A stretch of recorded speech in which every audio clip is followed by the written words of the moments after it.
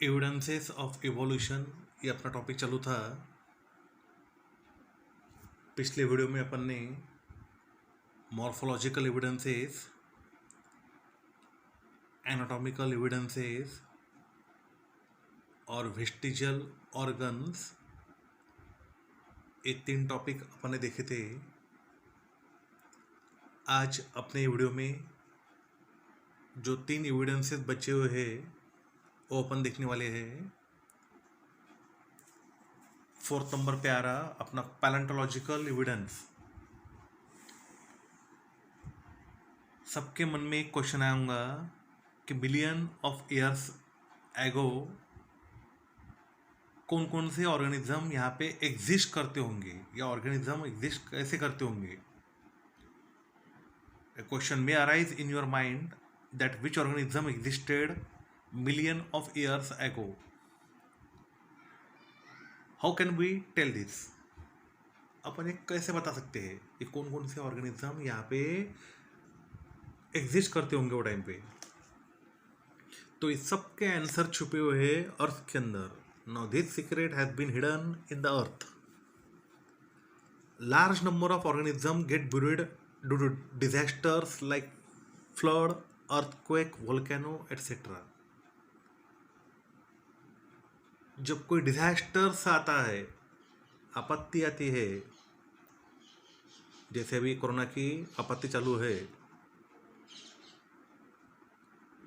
लेकिन ये अलग समझो, जब कोई भी डिजास्टर आता है, फ्लड का, अर्थक्वेक का, वोल्केनो का, तो उसमें बहुत सारे ऑर्गेनिज्म ब्यूरिड होते हैं जमीन के अंदर।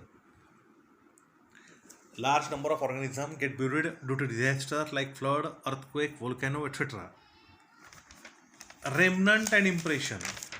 रेमनंट माने अवशेष, जो पार्ट बचा हुआ है उनके बॉडी का, रेमनंट। एंड इम्प्रेशन, इम्प्रेशन माने कुछ यानी इम्प्रिंट, इम्प्रिंट माने कुछ चिन्ह of such organism remain preserved underground. वो लेफ्ट ओवर पार्ट माने रेमनंट और कुछ इम्प्रिंट्स माने इम्प्रेशन, ऐसे ब्यूरिड ऑर्गेनिज्म का रिमेन प्रिजर्व्ड अंडरग्राउंड। और जो रेमनंट्स है, इम्प्रेशन है कि जो जमीन के अंदर प्रिजर्व है, उसको बोलते अपन फॉसिल्स। एंड क्या बोला है फॉसिल के बारे में एक बार देख लो। जो रेमनंट्स है, जो इम्प्रेशन है of such organism remain preserved underground, these are called as fossil. Study of fossil is an important aspect of study of evolution. जब भी अपन इवोल्यूशन पढ़ते हैं तो स्टडी ऑफ फॉसिल ये इम्पॉर्टेंट एस्पेक्ट है। अभी फिर से ये पैराग्राफ क्या बोला है ध्यान में रखो, क्योंकि इसके बाद में अपना नेक्स्ट टॉपिक थोड़ा अलग है। Large number of organism get buried due to disaster like flood, earthquake, volcano etcetera. Remnant and impression of such organism remain preserved underground, these are called as fossil. Study of fossil is an important aspect of study of evolution. Study of fossil को अपन बोलते हैं palaeontology. Palaeontology माने study of fossil. अब next topic carbon dating. Carbon consumption of animal and plants stop after death, and since then only the decaying process of carbon-14 occur continuously. क्या बोला है एक बार बराबर देख लो। जब भी कोई प्लांट या एनिमल मर जाता है तो उसका कार्बन कंजम्पशन की प्रोसेस, जो कार्बन वो यूज करते रहता है, उसकी प्रोसेस स्टॉप हो जाती है। और सिर्फ अब उसके मरने के बाद में जो कार्बन 14 है, 14 माने उसका आइसोटोप, जो कार्बन 14 है उसके डिकेइंग प्रोसेस चालू रहेंगी, यानी वो धीरे धीरे कम होती जाएगा। प्लांट एनिमल मर गया, कार्बन कंजम्पशन स्टॉप हो गया, डिकेइंग प्रोसेस ऑफ कार्बन 14 चालू हो गई. In case of dead bodies of plants and animal, instead of remaining constant, the ratio between carbon 14 and carbon 12 changes continuously as C12 is non-radioactive. एक बात ध्यान में रखना, कार्बन 12, कार्बन 14 ये दो आइसोटोप रहते हैं जो बॉडी के अंदर रहते हैं, प्लांट्स के, एनिमल्स के. कोई भी प्लांट बॉडी या एनिमल बॉडी मर गई, कार्बन कंजम्पशन स्टॉप हो जाएगा, कार्बन 14 का डिकेइंग प्रोसेस चालू हो जाएंगी और प्लांट एनिमल मरने के बाद में जो रेशो रहेगा कार्बन 14 का कार्बन 12 का वो कंटिन्यूसली बदलते रहेगा. क्यों? कार्बन 14 कम कम होते जाएगा, कार्बन 12 जैसे का वैसा रहेगा क्योंकि वो नॉन रेडियो एक्टिव है करके कार्बन 14 कार्बन 12 का रेशो सरीका रहेगा नहीं. ये 2 पॉइंट बराबर ध्यान में रखना. क्या बोला है तो एंड आपको टॉपिक जल्दी भी समझ में आएगा. The time pass since the death of plant animal can be calculated by measuring the radioactivity of carbon 14 and the ratio of C14 to C12 present in their body. कोई भी plant, कोई भी animal कितने साल पहले, कितने दिन पहले मर गया तो ये कैसे कैलकुलेट करते हैं? तो देखते हैं दो चीज, radio activity of carbon 14. Carbon 14 की रेडियो एक्टिविटी कितनी है, कितना वो डिके हो गया, कितना खत्म हो गया. और रेशो देखते हैं carbon 14 to carbon 12 present in their body. ये मेथड को बोलते हैं अपन carbon dating method. This is carbon dating method. एक बार फिर से कार्बन डेटिंग तक देख लो. फर्स्ट पॉइंट, प्लांट एनिमल मर गया, कार्बन कंजम्पशन स्टॉप, सिर्फ डिकेइंग प्रोसेस चालू रहेंगी कार्बन 14 की. सेकंड पॉइंट, जो डेड बॉडीज रहेंगी प्लांट्स की, एनिमल्स की, उसमें रेशो कार्बन 14 और कार्बन 12 का कंटिन्यूसली चेंज होते रहेगा. वो कभी भी कांस्टेंट रहेगा नहीं. क्यों?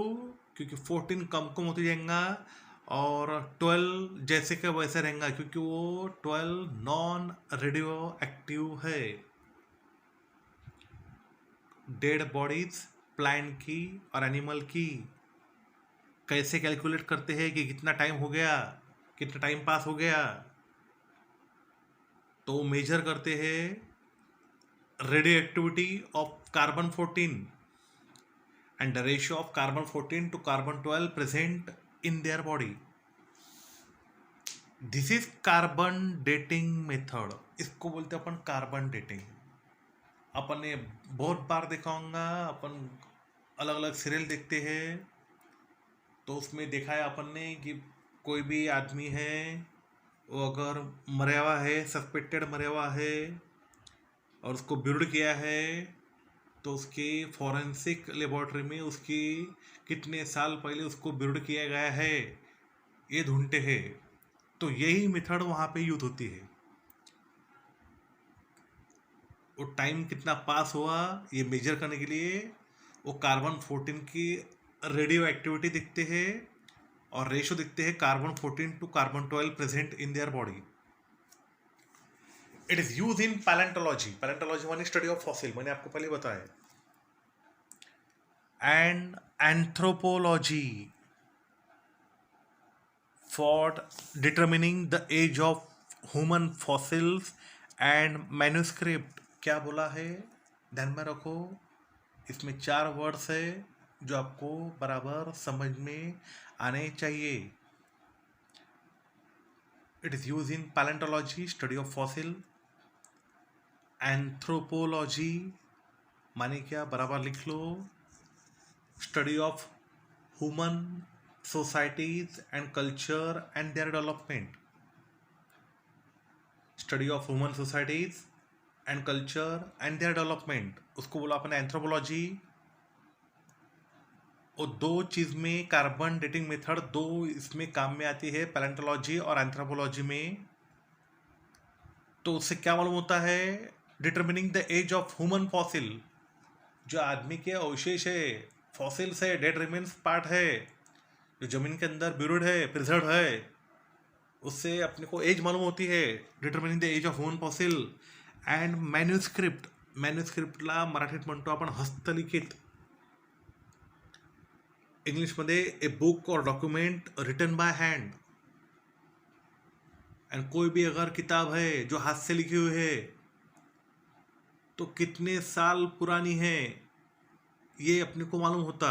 कैसे? कार्बन डेटिंग मेथड से.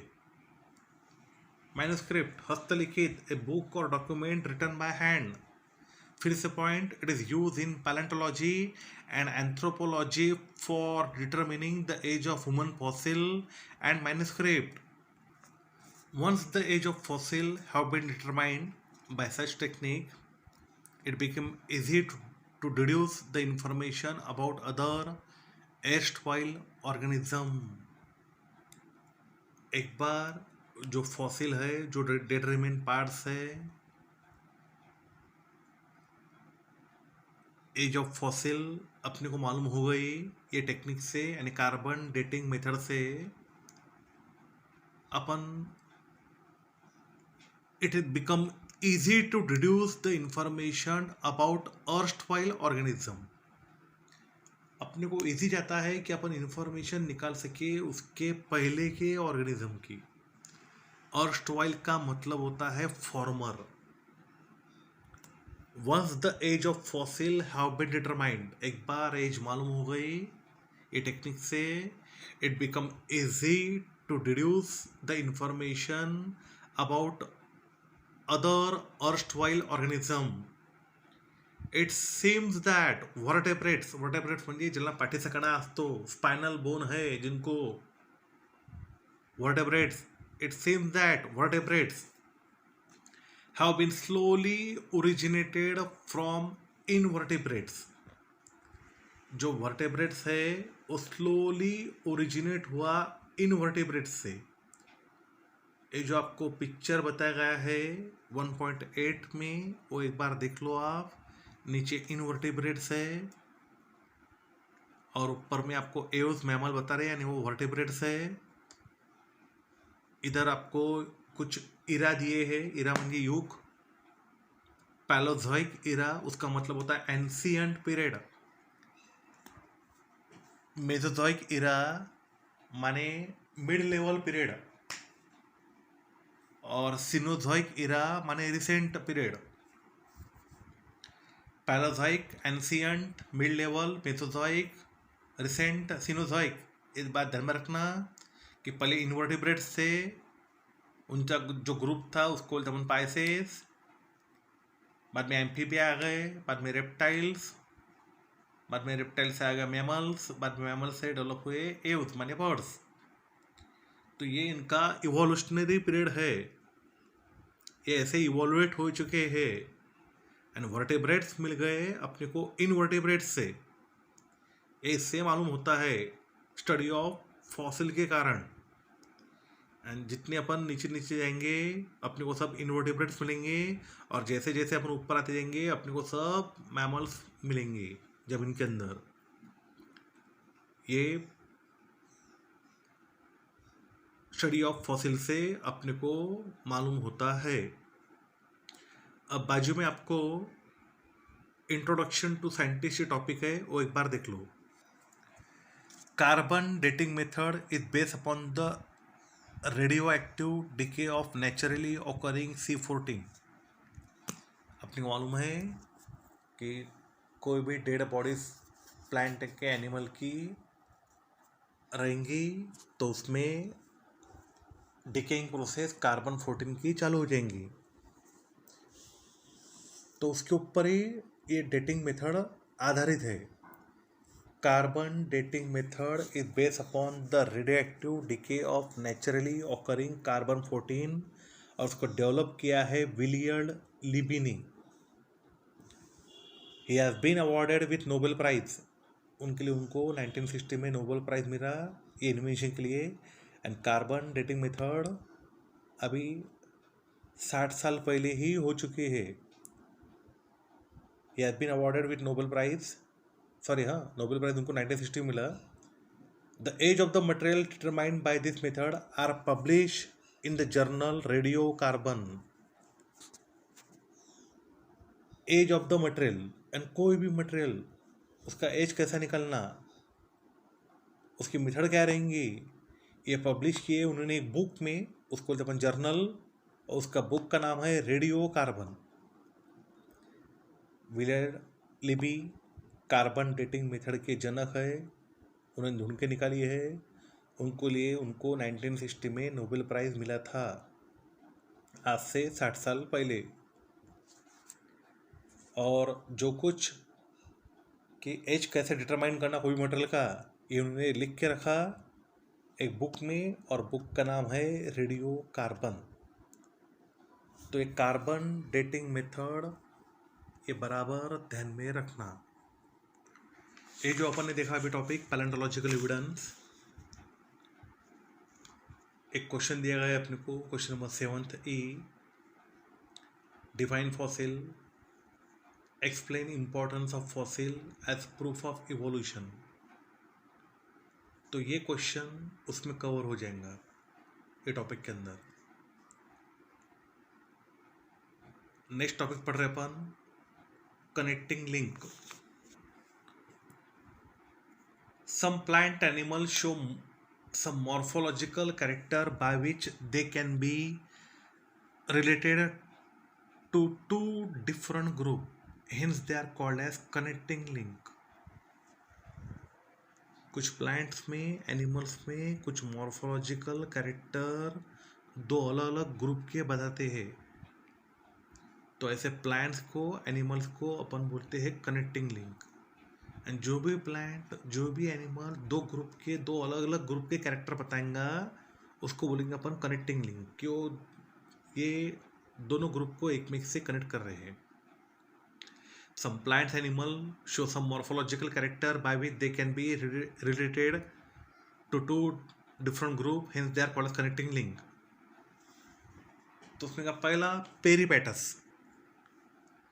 इन पेरिपेटस character like segmented body, thin cuticle and parapodia like organs are present. अब पेरिपेटस में क्या क्या रहता है, सेगमेंटेड बॉडी. सेगमेंटेड बॉडी अपन ने अर्थवर्म दिखाऊंगा. अर्थवर्म में देखो कि उसके पूरे बॉडी में ऐसे अलग अलग अपन बोलते हैं उसको सेगमेंट है, छोटे छोटे से तुकडे है रेल के डब्बे जैसे, तो उसको एक को बोलते आपण सेगमेंट. आणि मराठीत ज्याला म्हणतो आपण किंवा असे खाचे पडलेले आहे पूर्ण बॉडीवर, त्याला म्हणतो आपण सेगमेंटेड बॉडीज. और ऊपर से उनके एकदम थीन क्यूटिकल रहती है, आउटर कवरिंग क्यूटिकल. और पेरिपेटस में बहुत सारे उनको लोकोमोटरी ऑर्गन्स है. कौन से, पैरापोडिया. इन पेरिपेटस कैरेक्टर कौन से ध्यान में रखो, segmented body, thin cuticle, parapodia like organs are present. Similarly, these animals show tracheal respiration and open circulatory system similar to arthropods. अब ये जो तीनों कैरेक्टर देखे अपन ने कि सेगमेंटेड बॉडी है, थिन क्यूटिकल है, पैरापोडिया लाइक ऑर्गन से, ये आ रहा एनिलिडा में. एनिलिडा ग्रुप में ये अपने को देखने को मिलता है. एंड अर्थोम वगैरह अपन जो बोला है मैंने आपको पहले ही, वो ग्रुप के कैरेक्टर है. लेकिन उसमें और कुछ सिमिलरिटी है कि पेरिपेटस में रेस्पिरेशन होता है ट्रकिया से. And respiratory animal show, this animal show tracheal respiration. और उसमें ओपन सर्कुलेटरी सिस्टम रहती है, जैसे कॉकरोच में रहती है, similar to arthropod. This indicate that Peripatus is connecting link between the Annelida and Arthropoda. अब बराबर है जी, बराबर ध्यान में रखो कि अपन ने बोला कि जो एनिमल दो अलग अलग ग्रुप के कैरेक्टर बताएंगा उसको बोलेंगे अपन कनेक्टिंग लिंक. पहला एग्जांपल दिखाना है पेरिपेटस. पेरिपेटस में दो अलग अलग ग्रुप के कैरेक्टर मिलते हैं. एक मिलता है एनिलिडा के कैरेक्टर और एक मिलते हैं अपन आर्थ्रोपोडा के कैरेक्टर. तो एनिलिडा के 3 कैरेक्टर उसमें बताए गए, ऑर्थ्रोपोडा के 2 कैरेक्टर। एनिलिडा के 3 कौन से? Segmented body, thin cuticle and parapodia like organs. तो 2 बताए उन्होंने ऑर्थ्रोपोडा के character like tracheal respiration and open circulatory system. And Peripatus हो गया connecting link between the Annelida and Arthropoda. ये जो 2 ग्रुप है, एनिलिडा और ऑर्थ्रोपोडा, ये 2 ग्रुप को जोड़ने वाला एनिमल है पेरिपेटस। अब पेरिपेटस जैसे ही है डक बिल प्लैटिपस, ये भी 2 अलग अलग ग्रुप के कैरेक्टर बताएंगा, एक रेप्टाइल्स के और दूसरे मैमल्स के। तो रेप्टाइल के कौन सा कैरेक्टर बता रहा है? एंड सांप के जैसा ये भी अंडे लेस करेगा। Duck bill platypus lay eggs like reptiles. Maximum majority of the reptiles produce the young one by laying eggs. Duck-bill platypus lay eggs like reptile but show relationship with mammals due to presence of mammary gland and hair. लेकिन कुछ mammal जैसे भी वो character बताएंगा कि उसमें memory glands है और hairs भी है। ये कैरेक्टर मैमल्स के है, मैमरी ग्लैंड्स और हेयर। तो ये 2 ग्रुप के कैरेक्टर बता रहा है। कौन? डकबिल प्लैटिपस, रेप्टाइल्स के बाय लेइंग एग्स और मैमल्स के presence of mammary gland and hairs. पहला देखा अपन ने पेरिपेटस, बाद में देखा हमने डकबिल प्लैटिपस। अब थर्ड कनेक्टिंग लिंक का एग्जांपल आ रहा है लंग फिश। अब ये फिश है, माने ये पाइसेस ग्रुप में है, और कोई भी फिश रेस्पिरेशन करती है गिल से, जो कल्ले रहते हैं उससे वो रेस्पिरेशन करता है। लेकिन ये जो फिश है लंग फिश, ये गिल से रेस्पिरेशन नहीं करेंगी, ये करेंगी लंग से respiration. Lung fish perform respiration with lungs irrespective of being fish. ये फिश है लेकिन ये गिल से रेस्पिरेशन नहीं करेंगी, ये लंग से रेस्पिरेशन करेंगी इंसानों जैसे। तो ये 2 ग्रुप के कैरेक्टर बता सकती है लंग फिश, एक पाइसेस के और मैमल्स के। दिस एग्जाम्पल इंडिकेट दैट, ये पूरा एग्जाम्पल, ये जो तो अपन ने तीनों एग्जाम्पल देखे, ये तीनों एग्जाम्पल इंडिकेट करते हैं कि mammals are evolve from reptiles. Mammals evolve हुए रेप्टाइल से, एंड अपन इवॉल्व हुए रेप्टाइल से, एंड एम्फीबियंस फ्रॉम फिशेस। और जो एम्फीबियंस रहते हैं, फ्रॉग है, टॉर्टाइज है, वो इवॉल्व हुए फिश से। तो ये कनेक्टिंग लिंक, ये टॉपिक पढ़ लेना, इजी है। क्वेश्चन नंबर 4 ई का आंसर है। Question number 4 E, write short note based upon the information known to you. उसमें 4th ई में कनेक्टिंग लिंक दिया है, ये उसका आंसर है। Next topic, embryological evidence. Carefully observe the stages of embryonic development of some animal shown in figure 1.10. ये जो आपके सामने जो चार्ट है वो एक बार बराबर देख लो। 1.10 ये एम्ब्रियो के डेवलपमेंट का चार्ट है। अलग अलग एनिमल्स के, यानी जो आपको जो रोमन न्यूमेरिकल दिए गए हैं 1 2 3, तो जो ऊपर का है फर्स्ट नंबर का, बाद में सेकंड नंबर का नीचे का, और थर्ड नंबर का उसके नीचे का। तो ये एम्ब्रियो की डेवलपमेंट हुई। ये फर्स्ट मैंने पहले ऐसा था, बाद में उसकी डेवलपमेंट हो गई, बाद में ऐसा हो गया, बाद में थर्ड नंबर पे उसका ऐसा हो गया रूपांतर। तो ये एम्ब्रियो की डेवलपमेंट है। तब ये उसके ऊपर, वो चार्ट के ऊपर फोकस करो कि अपने को ये मालूम हो रहा कि ये चार्ट में अपने को एम्ब्रियोलॉजिकल यानी एम्ब्रियो डेवलपमेंट के कुछ एग्जांपल दिए गए हैं, जैसे embryo of fish, salamander, tortoise, chicken, pig, cow, rabbit, man. इनके अब अपन कंपैरेटिव पढ़ाई करेंगे। Comparative study of embryonic development stages of various vertebrates given in the picture shows that all embryos show extreme similarities during initial stages। मैंने आपको पहले ही बताया है, जो फर्स्ट नंबर का है वो फर्स्ट नंबर की लाइन पूरी ऑब्जर्व करो। इनिशियल पीरियड में सब एनिमल्स के, यानी जो अपने को एग्जांपल दिए हैं, fish, salamander, tortoise, chicken, pig, काऊ, रैबिट, मैन, इन सब के इनिशियल स्टेज में एम्ब्रियो सरीखे दिखते हैं। All embryo show extreme similarity during initial stages. And शुरुआती के पीरियड में, जब एम्ब्रियो डेवलपमेंट की शुरुआती के पीरियड में सब एम्ब्रियो सरीखे दिखते हैं, सब मैक्सिमम एनिमल्स के, और बाद में वो सिमिलैरिटीज कम कम होती जाती है। एंड दो सिमिलैरिटी डिक्रीजेस ग्रेजुअली। और जो अपने को सिमिलैरिटी दिखने को मिली इनिशियल पीरियड में, वो इंडिकेट करता है कि सब एनिमल्स का ओरिजिन कॉमन है। Similarities in initial stages indicate the common origin in all these animals. एक बार क्या बोला है फिर से देख लो।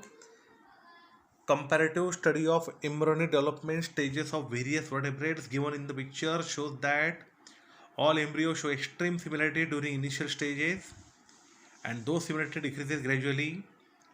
Similarities in initial stages indicate the common origin of all these animal। तो ये जो है एम्ब्रियोलॉजी, ये भी क्वेश्चन नंबर 4C का आंसर है। शॉर्ट नोट्स में आप एम्ब्रियोलॉजी में ये पॉइंट लिख सकते हैं। तो ये अपने 2 दिन के वीडियो में अपन ने 6 के 6 एविडेंस देखे हैं, इनको बराबर लर्न कर लेना।